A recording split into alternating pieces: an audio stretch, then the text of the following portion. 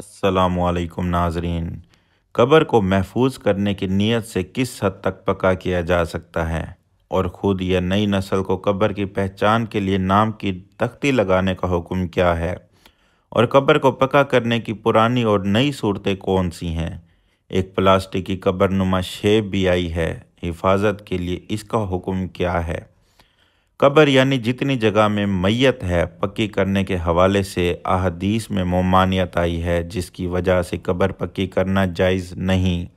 ताहम कब्र को महफूज बनाने के लिए कब्र के इर्द गिर्द ऐसी रुकावट लगा दी जाए जिसके ज़रिए किसी जानवर वगैरह को कब्र तक रसाई मुमकिन ना हो। मसलन कब्र के इर्द गिर्द कांटे रख दिए जाएं या कब्र के एतराफ़ में ईंटों की बाड़ लगाना।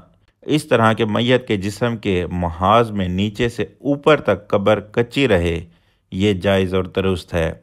यानी मैयत का जिस्म चारों जानिब से मट्टी के अंदर रहे, अतराफ़ की जगह ईंटें लगा दी जाएं तो हर्ज नहीं, ताकि कब्र महफूज रहे। और कब्र के सिरहाने मार्बल या पत्थर का कुतबा लगाना जिस पर मैयत का नाम तहरीर हो मबाह है, लेकिन इस पर कलमा या कुरानी आयात लिखना जायज़ नहीं है। इससे कलमा और कलाम पाक की बेअदबी होती है। नीज़ मुबालगा अमेज़ अशार वगैरह लिखना भी दुरुस्त नहीं है।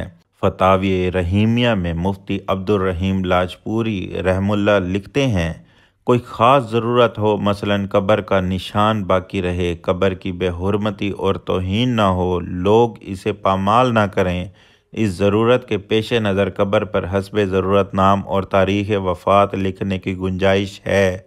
ज़रूरत से ज़ायद लिखना जायज़ नहीं।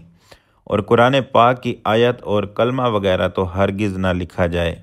खुलासा ये है कि कब्र को मैयत की महाज़ात में जितनी ज़मीन है उसे कच्चा रखना ज़रूरी है।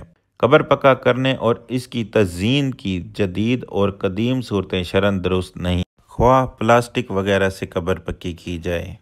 जज़ाकल्लाहु खैरा।